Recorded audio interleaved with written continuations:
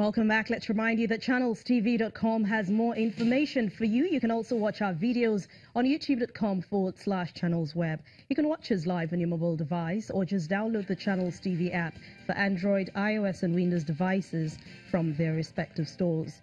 Besides giving you access to news updates on the go, the Channels TV and Channels 24 apps have an eyewitness feature with which you can use to share pictures, videos, or news of happenings around you. Just install the app, tap and then swipe to reveal the menu and follow the instructions.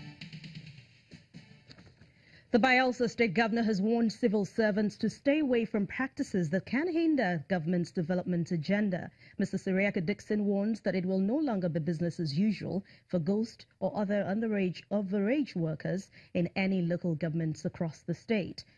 According to him, this is part of a civil service reform which is meant to provide jobs for the youth and block loopholes in the state's finances. Latest data released by the National Bureau of Statistics put unemployment rates in Nigeria at an all-time high of 18.80% in the last quarter of 2017. The Bayelsa state government sees a number of factors that might be responsible, including ghost and overage workers, payroll fraud, and grade-level racketeering. It's the reason the governor is restructuring the state civil service. Name is on the payrolls and you don't go to work, we will remove you. Whether you are an existing human being or you are a ghost. Aside from reducing unemployment, the government sees these unwholesome practices as eating deep into the state's finances, and that informs this sensitization program.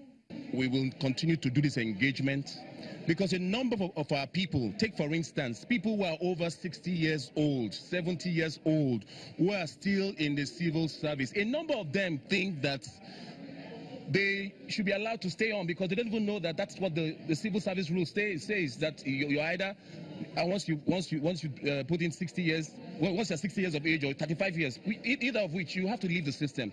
The leaders at the helm of affairs at the local government level say this is already yielding results.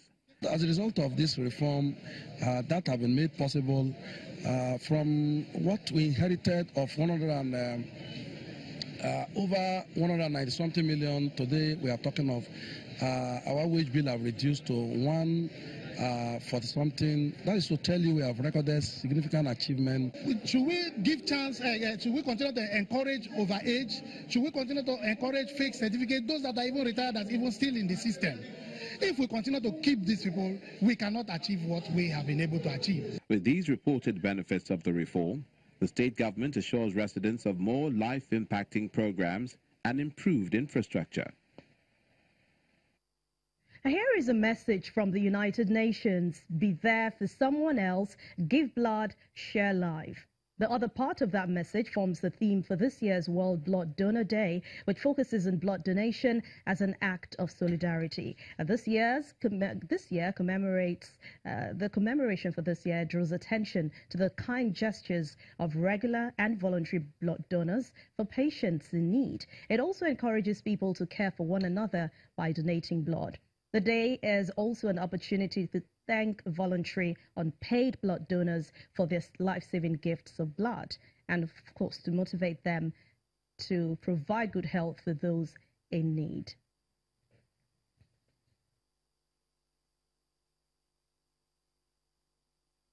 All right, but joining us now on News Across Nigeria to talk about the Blood Donor Day is an associate professor and consultant hematologist at the Lagos University Teaching Hospital, Ikeja, Dr. Akinshegun Akimbami. Thank you very much for joining us on News Across Nigeria. Well, we know that blood is life, and whether it's for accident victims, for childbirth, whatever, blood is life. The WHO already estimates that about 112.5 million of blood donors globally donate blood. How much of that come to Nigeria, or how much can Nigeria account for out of the 112.5? Thank you for inviting me. I'm from Lagos State University Teaching Hospital and not Lagos University Teaching Hospital. It is estimated that 5% of totally collected blood from Nigeria is voluntary blood donor, okay, so, which is far, far below expected of 100%. WHO has a target of that every member country should donate up to 100% of their blood through a voluntary blood donor by the year 2020. But as we speak in Nigeria, just 5% of totally collected blood comes from voluntary blood donor. All right, but who can give blood? Who is okay? I mean, talking about health status or anything, does someone have to be perfectly fine to give blood? Yes, we have criteria for donating blood. Can you tell us what it is? Okay, age between 18 and 60 years. The blood level must be high enough, what we call hemoglobin, 12.5 gram in female and 13.5 gram for male. Then the person must not be hypertensive or diabetes or has any chronic illness. Then must not be feverish. Person must be fit and the weight should be at least 45 and height should be at least 5 feet. But are there any benefits of donating blood? Apart from probably incentives or anything, are there any health benefits of donating blood? Well, if the blood is not donated, it is going to be wasted and destroyed in 3 months. So you are going to save life and it will be replaced. So apart from that, it reduces the iron load of an individual. Because when you give out blood, you lose like 200 milligrams of iron per unit of blood you give. Oh, so, okay, all right, go ahead. So iron can be toxic to the heart, to the liver, to the pancreas. So when you do that, it also reduces the risk of developing cancer. It helps in weight control. Because when you donate a unit of blood, you are losing close to 650 calories per unit of blood donated. A lot of people are preaching donate blood, and when end users get this blood, some of those people who donate it get paid for it. Do they have to get paid for it? That's what the WHO is encouraging and discouraging the use of commercial blood donors and family replacement donors. That is what is still operational in Nigeria.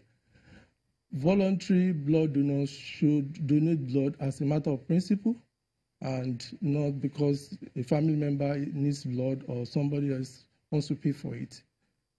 But you say that it shouldn't be commercialized. For people, accident victims, for example, when they don't see family members to donate blood for them, can they buy blood? Is there anything wrong with it? The reason why they buy blood is because we don't have enough. We don't have the culture of donating blood voluntarily. The quantity of blood donated is far, far, far below expected. So they are forced to buy blood. But how well are these? Because we get blood from various different kinds of people. Some don't even go through this test you're telling me. How do you know, how do people know that these bloods get tested well enough to avoid HIV, hepatitis, and all of that?